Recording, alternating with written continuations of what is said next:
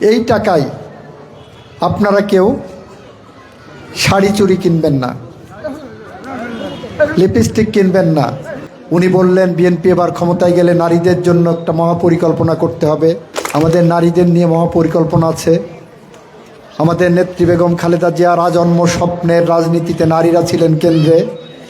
5ই আগস্টের পরে বেগম খালেদা জিয়া যখন তার দলের নেতাদের নিয়ে বসলেন, উনি বললেন বিএনপি এবার ক্ষমতায় গেলে নারীদের জন্য একটা মহাপরিকল্পনা করতে হবে। সবাই বললেন জি ম্যাডাম, কিন্তু কি করতে হবে কেউ কিছু বলছেন না। বেগম খালেদা জিয়া নিজের থেকে বললেন এবার এবার বিএনপি ক্ষমতায় গেলে নারীদের জন্য বাংলাদেশের কেন্দ্র থেকে প্রান্ত পর্যন্ত, বাংলাদেশের টেকনাফ থেকে তেঁতুলিয়া পর্যন্ত, বাংলাদেশের রূপসা থেকে পাথুরিয়া পর্যন্ত, বাংলাদেশের হিন্দু থেকে মুসলমান পর্যন্ত, খ্রিস্টান থেকে ইহুদি পর্যন্ত, সাঁওতাল থেকে চাকমা পর্যন্ত, সমতল থেকে পাহাড় পর্যন্ত সমস্ত অঞ্চলের গৃহিণীদের জন্য একটি করে ফ্যামিলি কার্ড ইস্যু করা হবে। এই ফ্যামিলি কার্ডের বিপরীতে প্রত্যেক গৃহিণী পাবেন মাসিক 2500 টাকার মতো বেতন। এখন আপনারা বলবেন বেতন কিসের, আমি তো চাকরি করি না, তাই না? আপনি যেটা করেন আমি ওটা করতে পারি না, কেউ পারে না। আপনি যখন একজন ঘরের গৃহিণী হয়ে ওঠেন, আপনি ওই ঘরে আলো ছায়া দেন। আপনি যখন ওই ঘরে গৃহিণী হয়ে ওঠেন, সবার আগে আপনি ঘুম থেকে ওঠেন। সবার আগে ঘুম থেকে উঠে কি করেন? ঘর দোর ঝাড় দেন, থালা বাসন মাজেন, খড়ি জোগাড় করেন, হাঁস মুরগি ছাড়েন, গরু ছাগল ছাড়েন, স্বামী সন্তানের জন্য রান্না করেন, একই সাথে তাদের খাইয়ে দিয়ে বাইরে পাঠান কাজে। তারপর শুরু হয় আপনার দ্বিতীয় পর্বের কাজ। আপনি উঠোন ঝাড় দেন, খলাট ঝাড়েন, খড়ি গুছান, ধান ভানেন, ধান ঝাড়েন, গোসল করতে যাওয়ার সময় কাপড়ের পুটলাটাও সাথে নিয়ে যান, ওখানে কাপড় ধোন, তাই না? ঠিক বলছি? ঠিক বলছি? হাত তুলে বলেন ঠিক বলছি কি না। এরপর শুরু হয় গোসল করে আসার পর রাতের রান্নার কাজ। আর ওই যে সাহেবরা কাজকাম করে এসে বিকালবেলা ভালো একটা শার্ট পরে, ভালো করে বলবো,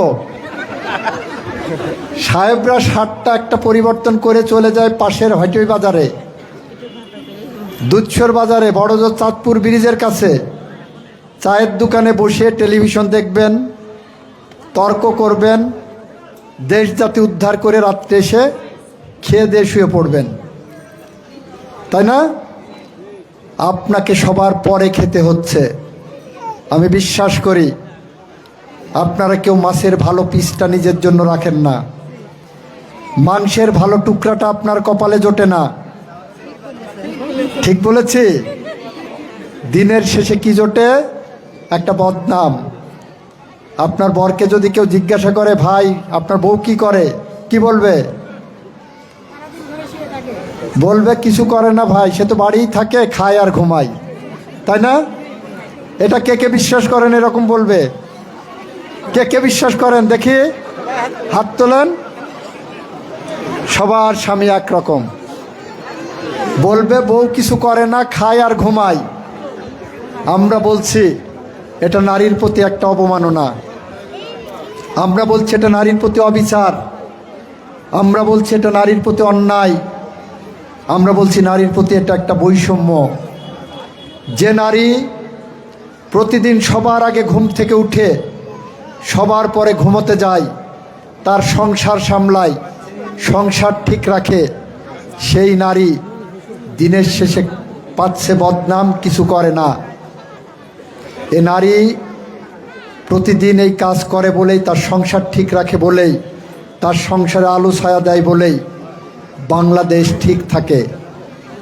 প্রত্যেক ঘরে ঘরে আপনারা এভাবে সংসার সামলান বলেই গোটা বাংলাদেশের সংসার ঠিক থেকে যায়, বাংলাদেশ সুস্থ থাকে। অথচ আপনার ঘাড়ে বদনাম দেয়, কিছু করেন না।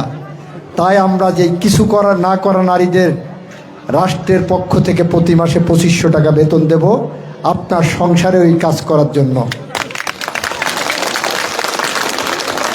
ফলে একটা পরিবারে 2500 টাকার নারী পাবেন মাসে, তার কৃষক স্বামী পাবেন 2500 টাকা, কত হয় 5000, বছরে 60,000, তাই না? এই 60,000 টাকা নিয়ে আমাদের কিন্তু একটা নির্দেশনা থাকবে। আমাদের আশা থাকবে এই 60,000 টাকায় প্রথম বছরে বা দ্বিতীয় বছরেও 60,000 পাবেন, এইভাবে পাবেন যতদিন বিএনপি ক্ষমতায় থাকবে। এই টাকায় আপনারা কেউ শাড়ি চুড়ি কিনবেন না, লিপস্টিক কিনবেন না, নতুন জুতা স্যান্ডেল কিনবেন না।